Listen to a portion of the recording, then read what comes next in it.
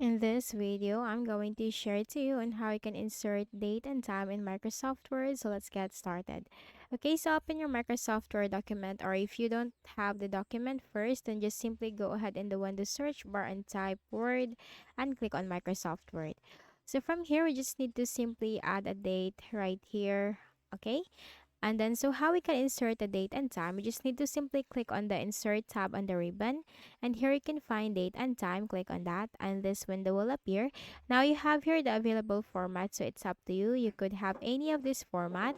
Okay, you can also change the language from here and then choose your format. So let's just go with this format. Okay, and then, or if you want to add a date and time, because this is just the date, you have here the date and time, the complete date or the exact date for today and the time. Then you can simply click on it and then click on OK. Okay, and that's it. So I hope this video helped you. Kindly please do not forget to hit the like button and subscribe to this YouTube channel for more tutorials like this. Thank you for watching.